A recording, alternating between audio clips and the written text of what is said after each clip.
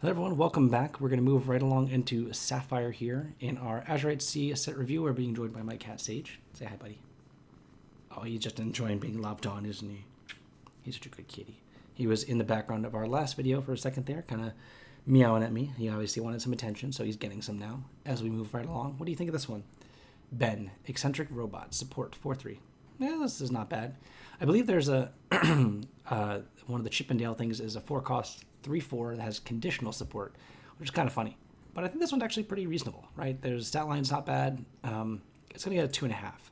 I don't think it's quite going to break any kind of waves in constructed, but it is reasonable to play, I think, in a lot of ways. And if you have a real reason to play robots and or pirates, it could certainly make the cut. Next up here, we have Aunt Cass, everyone's favorite aunt. I think it's Aunt Cass, but I call it aunt, so I'm going to say aunt. Whenever this character quests, chosen inventor gets +1 lore this turn. Yeah, not ideal. There are much better types of buff effects in this set specifically as well. It's not really going to see any play. Unfortunately, Aunt Cass is getting 1.5 half because she's bringing us some beverages here, so it's nice of her. Nice of her. Next up here, Gadget Hack Wrench, Creative Thinker. When you play an item, this character gets +1 lore this turn. So kind of similar to the set 1 aerial that readies itself when you play an item. And you can give that thing additional lore with some varying cards and then kind of go off by playing a bunch of items in one turn. Item Storm, really. There is some potential for this deck to be a combo kind of style of cards in the set with some of the things we'll get to shortly. I think it's solid enough to where I can give it a 2.5. Again, it's a role player. I don't think it's going to be amazing. I think it'll be really good in that one deck that exists, but it's not something blanketly good. Very, very niche kind of deck, which I'm glad we're getting more niche style cards, which can make more unique deck building and gameplay experiences. And this is going to be one of the more positive ones in that vein, I think. It is pretty interactable, and you have to basically get the turn back, so kind of the cross your fingers, hold your butts moments with cards like this is really fun. Next up, we have Gadget Hat Wrench again, Shift 4. When you have 3 or more items in play 1 less to play in inventor characters. I hate the stat line, 6 cost 36. Yeah, I don't think this one's as good. Not nearly as good. Are you done? You leaving me, dude? He's debating it. Or he's gonna settle down. Just settle down. He's settling down. We're just gonna have my lap now. Not a fan. This one's getting a 2. Lower than that because I think it's significantly worse. The ability isn't very relevant, I don't think, because dumping a bunch of characters has not been traditionally very good in this game so far, except if you can back it up with a card like Pete in maybe Pride Lands or anything like that. But it's been pretty hard to get really far ahead. Sure, you can shift on top of the 1-4 we just saw, and I believe the 1 lore buff carries over if you're able to play items and shift in the same turn to get the more lore, but not thrilled. All right, Zipper. Ward. I did make a joke about this one on Twitter, about ward effects being not good on cards that don't require you to exert them to be relevant. Where this one you can, when your card spends your inkwell, another chosen character gets resist 1 till the start of your next turn. You can functionally leave this in play, much like Prince John, much like Bucky was. Repeatable cards that just kind of sit there, do obnoxious things, and you can't really target without grab your swords, things like that. However, this one's fine. This one's not very oppressive in what it does, and it's kind of cool that you can have that repeatable effect in this type of vein. And for it to really do anything relevant, you have to quest with it, I think, because maybe you give some of your bodyguards resist 1, and you quest with this, and this is how you use it. Fine. Not a great card. 2 for effort, but probably not seeing any play. All right, one of the scarier cards. Let's start here. I'm gonna go with 4. I've been scared of this card since the previous format, when we saw it as the promo in the D23 box. This card's very scary. It can flip anything, right? I think this is just the most play in Sapphire Steel, because you have 8 popsicle effects, Quill, Dime, and whatever else you want to throw in there in the mix. The fact that this card's, when you have more than one in play, is really good. Is kind of scary. The fact that this combines with some other cards too, that like putting extra things in your inkwell, it already is the inkwell color, and it's not restricted like the Rhea was, where Rhea is actually only once per turn, or ready something. This is any number of times. So if you play this and then you play a second Oswald ink for turn and sing one jump ahead, which is a reason to play one jump ahead to get more effects like this on turn 3. You can flip dimes. You can flip more popsicles, which can then be just cantrips to fill your board with a bunch of things. Yeah, this card's very good. I don't know why this has both 2 strength and 2 lore and cost 2, or any of those 3. I feel like it could have been more moderately a 3 cost 1/1 with 1 lore. Obviously not as good then, but like this is just a very scary effect to have on something this early. And for some reason, it quests for 2. Why is it quest for 2? At least make this a 1 lore character, so it's not actually pressing. Yeah, it dies to everything, sure. But you can play this and then play an ink and get at least 1 effect out of it. It is relatively random. It's the top of your deck, whatever the top of your deck is. But if you build your deck with 20 items, then your probability is going to be in the 43 percentile for a bit, depending on how many times you activate this effect in turn. Already works naturally with some items like Fishbone Quill to find more. Yeah, I'm pretty scared of this card. It's certainly going to be interesting to see. There is a Tinkerbell, the Sapphire Tinkerbell from set 3. It's a 5 cost 3/4, 2 lore that whenever an item is banished, you get to put it to your inkwell instead. So you can chain this with popsicles and that Tinkerbell in play to then just draw a card, flip an item, put it to play, put it to your inkwell, get more and more ink, keep going. It's not technically infinite, but it's a lot. And yeah, this card is terrifying. I don't know what to do with it. I don't really feel like the uninkable part of it balances it that well. I don't really feel like anything really matters on it. The fact that it's just 2 lore, why is this 2 lore? That's the biggest confusing part to me. Sure, 2 cost. I get it. You want it to see play for whatever reason. You want an Oswald to see play because Oswald's cool. Why is that 2 lore? It could have had 1 lore and I'd be probably just as impressed. But very scary card. Really, yeah, just terrifying. I think it's better than Chicha, which people have been playing a little bit of. But yeah, it's a crazy card. Definitely going to be trying that. Definitely scared of it.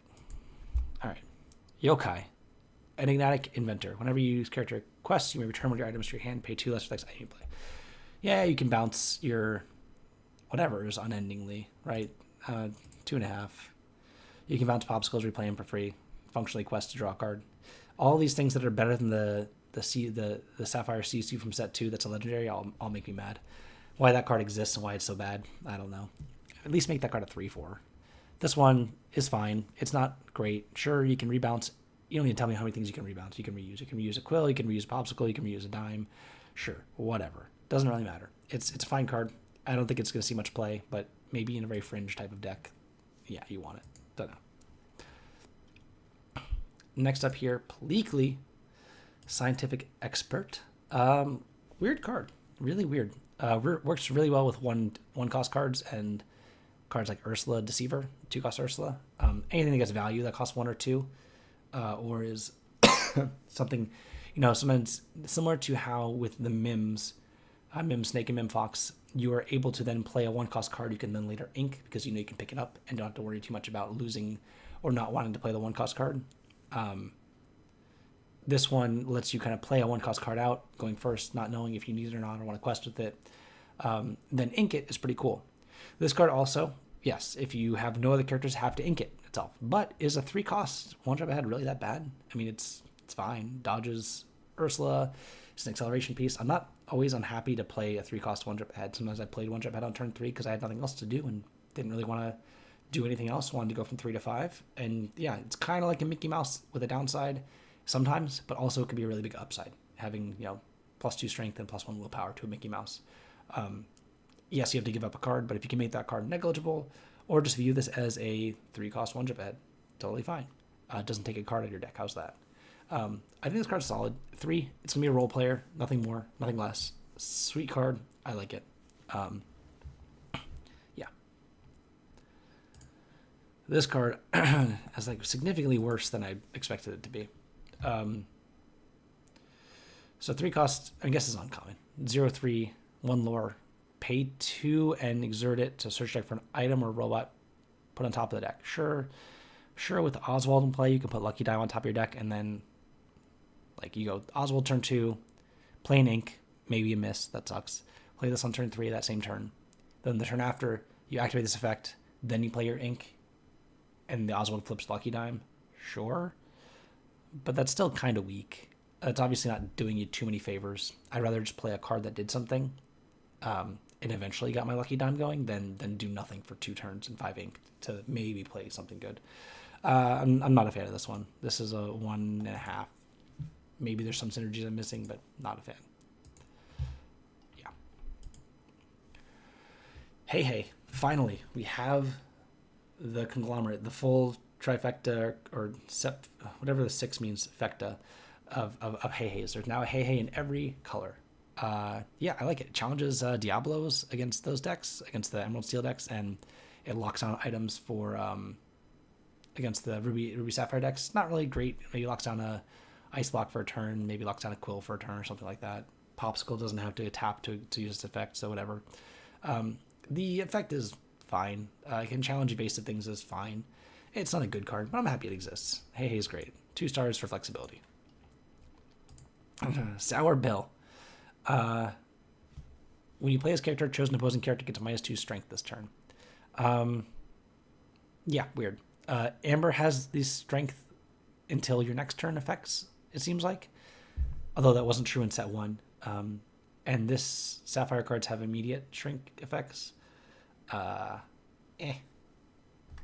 not. This isn't going anywhere. 1.5. It's not bad, but it's not gonna be played. All right, Nick Wild. If you have another character support, this gets nope. Moving on. Don't care. Doesn't even work with Alice because it gives this card support, not the other things. So, Wasabi. When you play this character, you may banish chosen item. Its player gains 1 lore. I guess player versus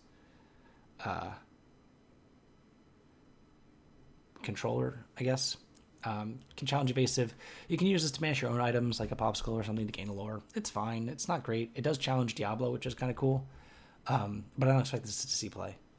It's a cool effect and flexible, so maybe, but I get that it's a way that Sapphire can gain lore outside of combat, but we haven't seen any Sapphire deck really want to do that. They really want to go over the top with Tamato and Lucky Dime, so not really looking for it. Yes, Shift 1. When you have an item in play, this character can't be challenged. Cool. Not really great. I don't understand this really on this body at all. It's just weird. 1.5 for being able to play in blue steel, I guess, if you want to play the Nick we just saw that I didn't think was very good and shift this onto it. You can play a Storm on turn 2 if you really felt like it. I don't know. Anytime you can play a Storm on turn 2, it's kind of worth looking at in a reasonable way, but I'm not a fan. Gadget, sure, there's a shift target, but nope. 1.5 for the shift target. Sapphire's got some middling ones. Yep, 4/4, 1.5 for limited purposes, maybe. Moving on. Tadashi. So 6 cost, 3/3, 3 lore. What's this going to be on average? Is it going to be a 6/6? Is it going to be a 5/5? What does it need to be good? A vanilla character, what does it need to be strength-wise and willpower-wise to be good? Does it need to be a 7/7? Probably.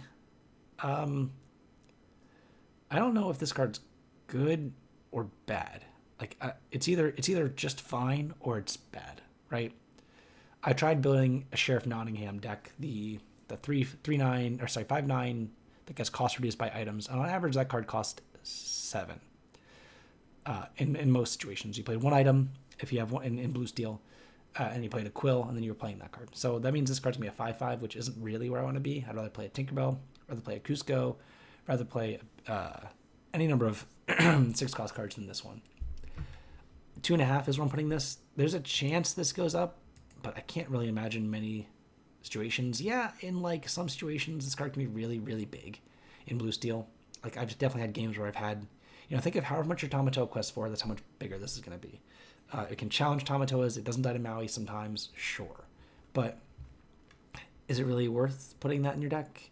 If they put some damage on it and for some ungodly reason they're playing Find 'em, Flat 'em, then this just dies. Like I don't see a real reason to try this. It's fine.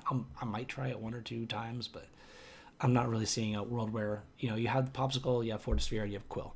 Those are your 12, which are easy to play. Dime, sure, but that's 14 items at most that are free to play, really. There's a couple that in the set you could maybe argue are free, but not free as in cost 0, but free as in you want to play anyway, but not so much. Your other inventor characters gain resist 1. I don't think there's enough of them to make it worth it. Look at the top card of your deck, put it at the top or bottom. No. I'm over this card. Don't like it. Never playing it over Hiram or Grammatala even. Just no. One that I'm actually surprised by is Tadashi Hamada. This one, the Gifted Roboticist. So 3 cost, 2/2, 2 lore. Not the biggest fan, but I think it's going to be a reasonable role player in like a very kind of aggressive blue steel deck, maybe one that kind of just wants to play pound for pound cards. I think it's going to be a little bit slow, but it does kind of function as a Mickey / Tala, going from 3 to, if you play this and they want to kill it, then they go from 3 to 6 immediately, which is kind of cool. I think this one's fine. I mean, I think this is of all the medium aggressive kind of cards that are in this format, this one's pretty good. You can't use it to challenge since it has to be killed during your opponent's turn, but it's still 2 ink for 1 card, and How Far I'll Go has been played quite a bit for whatever reason. I think it's fine. Not really, thrilled by it being uninkable, but I understand why. But it could be good. Baymax, Personal Healthcare Companion. If you're an inventor, it costs 1 less to play this one.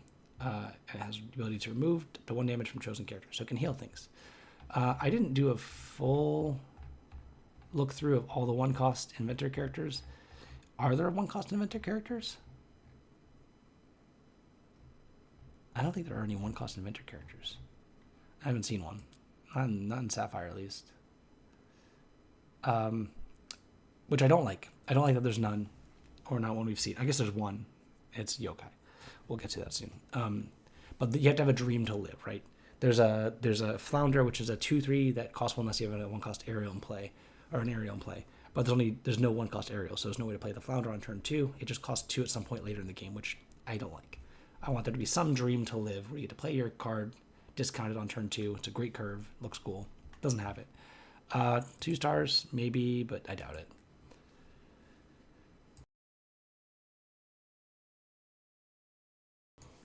All right. Next up, Legendary. The other one in the set, Baymax, Armored Companion.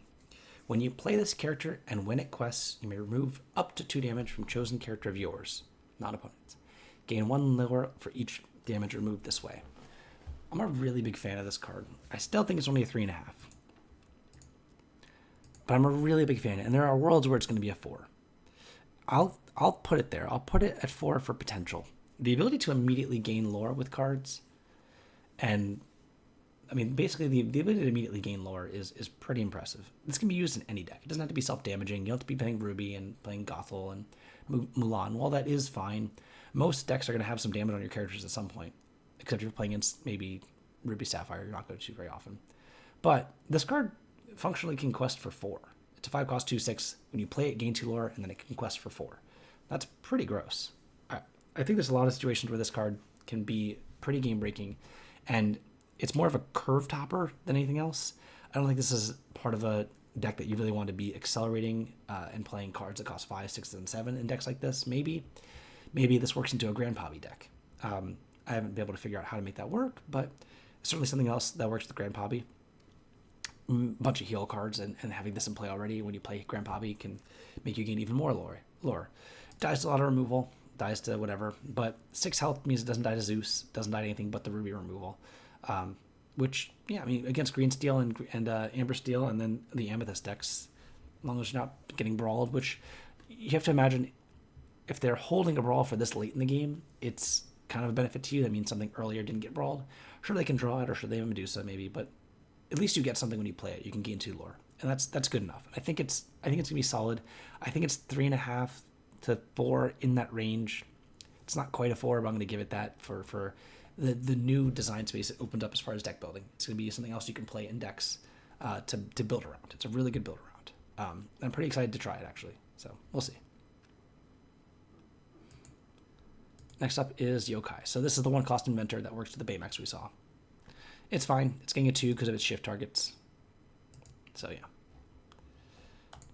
All right, Harem Flavor Sham, the other one though. So make sure you write the correct sub name on your deck list sheets from now on, because now there's a second Harem Flavor Sham. Much like the Simba, the Pinocchio, the I can't even remember the other Harem's daughter's name or whatever it is. 2 cost, 3 lore, maybe. Just get a 2. It's fine. I don't know, maybe. The 1 health on those cards was never really what messed with it. I'm kind of happy that this one is a little different than those, just for the sake of being different. Not so much that it's better or worse, but it's fine. 0-2 better than a 1-1? I think so. I think a 0-2 is better. Because you never cared about the 1 damage it dealt. Never came up. Just the fact that it survives Tinkerbell, maybe? Sure. But we'll see. All right. Yokai. Scientific supervillain. Shift 6. Microbots are free. Microbots are items which we'll get to. They're functionally to shrink something when you play it. You can have any number of them. Once character quests, draw a card for each opposing character with 0 strength. So you can play a bunch of microbots, quest with it, and we have the 1-cost 2/2, which we just saw to shift on top of, as well as the one that bounces items earlier, which you can play on top of it, which is fine, not great, probably good in the deck when you play this. This thing's huge, right? It does cost 9. That's a lot to play. Sapphire decks can get to 9. Is this really better than Tamatoa? I don't think so.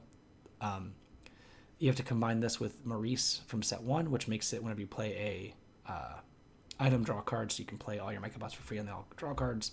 This is kind of the we'll call it Cheerios, because that's a similar deck to Magic, where you play a bunch of 0-cost things, they all draw cards, and then you do something with all the 0-cost things you played. Could be good. I'm giving this one a 3.5. It's a really cool build around. I like that this exists because it's a really cool looking card. I'm shocked this is not an enchanted. I don't believe it is. Don't quote me on that. I'm shocked. I don't think it is, because it'd be really sick looking. Granted, I don't think the art style works very well with this type of card, which what they went with the set. Very villainous. But it's a cool card. I'm definitely looking to build around it. I think that it's not quite a 4 because it's not ubiquitous. It doesn't go to every single deck. But it's very strong. And it can draw a bunch of cards. If you have other effects that can shrink things, you can use it without Microbots being in your deck. You probably are playing Microbots in your deck if you have this card there. But getting to 6 ink and having Microbots ready to play and having some payoff in play, whether it be that earlier, the 1/4 we saw that gets bigger for each item you played this turn, the bigger lore, I should say. This only questing for 2 is kind of silly, but whatever. Probably should quest for 3 just because. But a 6/10 is huge. Nothing's killing this. Not easily, I should say. Kind of cool. I like how huge it is. We don't see that very often. But yeah, solid card. Fun to build around. Going to have a lot of people come with decks with that for sure. All right. Now we have Alice. Excuse me. Alice is very similar to the Goofy we saw in Emerald, the 5-cost 1/4 that quests for 3 and then gives something ward. This one also gives the benefit of giving an extra lore to that character that you choose. So it's both good at protecting a card you just played or buffing up for an additional lore functionally questing for 3 if you want to utilize it and get aggressive. You can use it to protect a bodyguard that can't get banished, to then protect this card by doing that. You can use this with the Rhea that we saw that readies characters. Essentially, you play the Rhea, give it ward, play an ink, ready this card, and then you get to rinse and repeat next turn, gain 7 lore off that exchange over the course of 2 turns through warded stuff. This is a card I like having ward. This one gives its ability. It is uninkable. It wants you to quest to do its effect. This is the good type of ward card where it wants you to quest. These are the cards I wish we saw more of. I wish Prince John was, if this character was exerted, and your opponent discards a card, draw a card, or something like that. This is the kind of ward that's okay. This card's solid, 3.5. I think it's actually going to see quite a bit of play, and I think it's going to make a lot of decks viable, a lot of aggressive decks. Dodging Brawl, making your Baymax survive Brawl for a turn so that it can then quest again the following turn after maybe healing something up. It'd be great. This is a great card to make some of those cards to live. This thing with Baymax is awesome. I'm really excited to play this card. I think it's not quite a 4 because it's uninkable, but it's as close to a 4 as you can get without being one, for sure. Super solid card. Pretty excited. All right, we could be Immortals. Besides being what apparently was an obnoxious card or song, the card seems interesting, right? 4-cost song. It basically is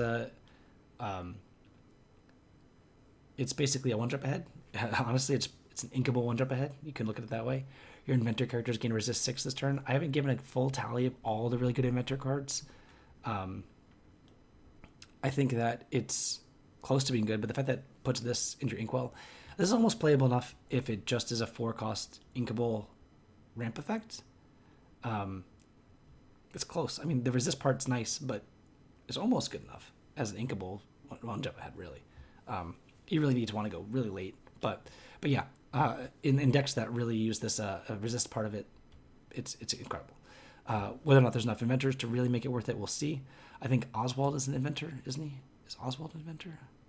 I have to check really quick because I must know, actually. That will be a big part of whether I think Oswald's even better.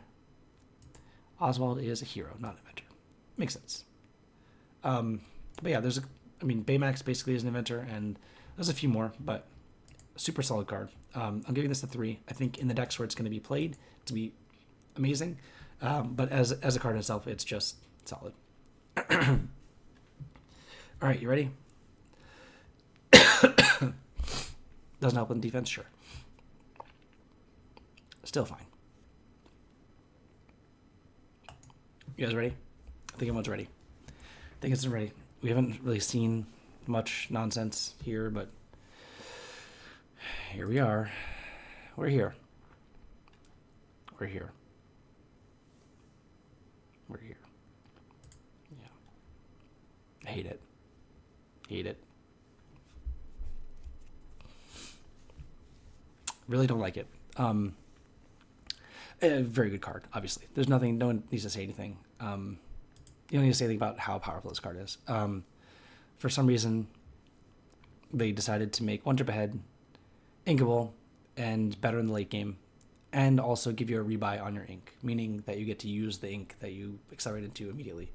Meaning that cards that cost 1 just got infinitely better. This card, honestly, the best deck that this goes into, I think, is going to be Blue Steel, because of its plethora of one-cost cards. The items, the popsicles and forest spheres and stuff like that.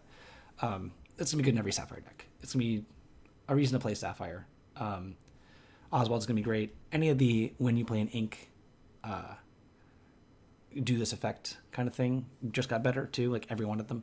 Kind of a reason to play Sapphire as well is to be able to ink additional cards each turn. This is comparable to a Magic card which existed a long time ago, came out in 2009 in World Awake Explorer. And there's a whole bunch of memes around the card because of how good it is and something that happened with it. Not going to get into that on here, but yeah, this card's incredible. It's going to be played in every Sapphire deck, and I really don't think it's... I'm sure you could build a Sapphire deck that doesn't want this, but I think you might just be wrong to do that, because you probably should just put in your deck anyway, just because there are some situations where you're just going to have... The fact that 2-cost cards are not as good in this game as they should be, or could be, yet. There's still a lot of cards that are... not quite filling all the gaps in the curve. This just lets you go 1-drop into this thing, into a second 1-drop. All the above. This card is good against everything. It's good in everything that you played in. Every deck that could play this card, every deck that exists in the game would probably play this card except for the Hyper Aggro deck, regardless of color. It's kind of like how in Hearthstone there's a card called Innervate, and the original iteration of Innervate was 0-cost, gain 2 mana this turn, gain 2 ink this turn. So every deck would play that card if it possibly could. It only existed in one class. This is similar, is that every deck would play this card if it could. It only exists in one color. It's be a reason for people to play this color. Yeah, I'm a little scared of how good it is.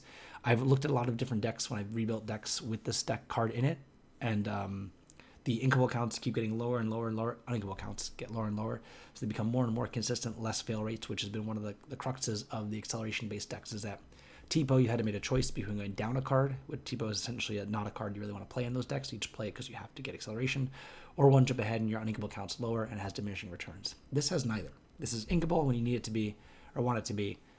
When you played one already, your second one's just going to be ink because you want to play your 4 on turn 3. or you can just play another one and be up to 6 on turn 4 anyway. You can play one of this into on turn 2, and on turn 3 play a second one and then play a quill and activate the quill, and then you're on 7 ink, and then you go up to or you're on 6 and you can go up to 7 or 8 ink the following turn, whatever it is. But this card's incredible. It is the 5-star card in the set. It is the best card in the set. It's probably the best Sapphire card in the game. Previously, that title was held by Fishbone Quill. I think that this is better than Fishbone Quill as far as a card. I think Fishbone Quill is better of an engine card, but this is better of a card. Yeah. The fact that you get the rebate on it too is insane, much like Lantern. But yes. This is it. Here we are. Welcome to the new format. We're sailing the Azurite Sea together, everyone. If this... I don't think they've exercised anything with the ban list yet.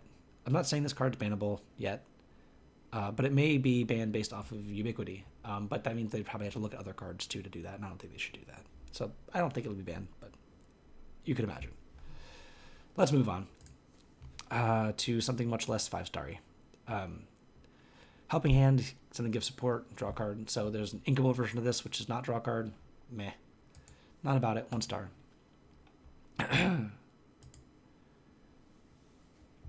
Prepare your bot. Choose one ready item or ready chosen robot character that can't quest. I don't like the ready robot character part because, I mean, I get it. They're both kind of mechanical, the items and that. Because the ready and can't quest thing is not really this color's identity so far for me. But it's fine. Ready chosen item, obviously you're going to use with Lucky Dime. No one's making any kind of waves with Lucky Dime. It's like, oh, I'm so smart for thinking of the most obvious interaction in the game.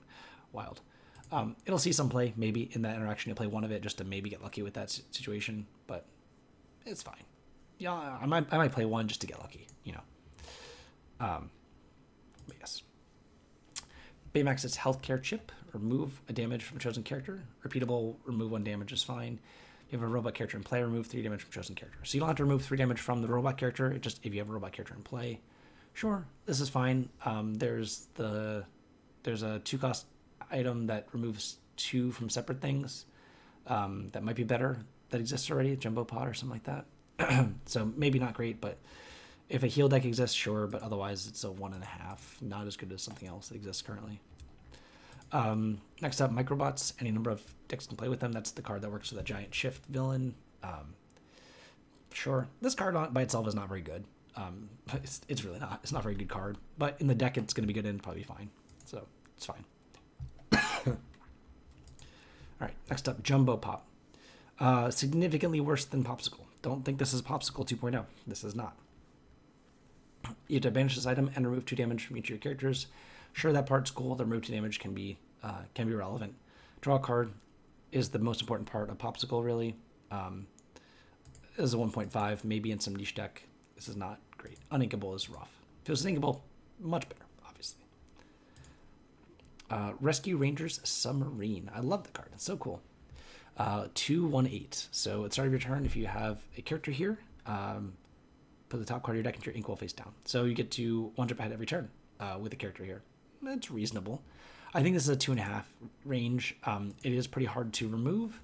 If you put a ward character here, then sure, maybe it's good to accelerate every turn. But it's not really back-breaking. It's much more in the vein of Great Stone Dragon. It feels very similar to that type of effect as far as how slow it is. But it could be good. Not really looking forward to trying it out myself. Sure, you can play essentially turn 2 Oswald, turn 3 Ink, do something, then play this. But you're playing this in a deck that's asking you to play a lot of items and need to do other things with your life too. I don't know. I don't think so. But we'll see. It could be good. It's just very slow. And last Sapphire card here again. Your invariant characters get +1 willpower while here. If you start your turn, you have a character here, gain 1 lore. Reasonable because it's conditional upon that. I'm giving it a 2 because it's just mild as far as the benefit you get. It's just 1, 1, and 5. So essentially you're getting 1 more willpower on the location to lose the ability to always gain passive lore and sometimes a health buff to some characters. Very situational.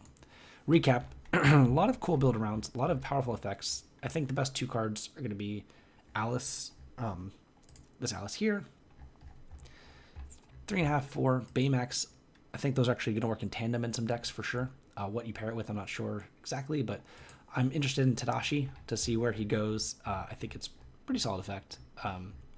You really need to be aggressively slanted, though, when you're playing with that. Oswald is crazy and terrifying. And this is the first time I've looked at 5 cards or 6 cards, however many I'm looking at here. This card is reasonable with the item combo, which is something to look at and see if you can explore. And speaking of exploring, Sail. Sail. We're going to call it Sail. I'm shortening to Sail. When we're playing with Sail, the whole game gets flipped on its head. It's the best card in the set. Best Sapphire card in the game. Yeah. Thanks for tuning in for this bit here with Sapphire. It is probably the most powerful color in this set. And yeah, look to get your copies of Sail, the Azurite Sea, while you can, because, you know, they're really hard to get at common. Glad they're commons. It'd be really disappointing if something like this was a rare or higher, just because of how ubiquitous it's going to be. But yeah, that's the set for Sapphire. Tune in when we close our loop here with Steel in just a bit. So tune in to the next video or stay tuned for just a minute here. Thanks, everyone.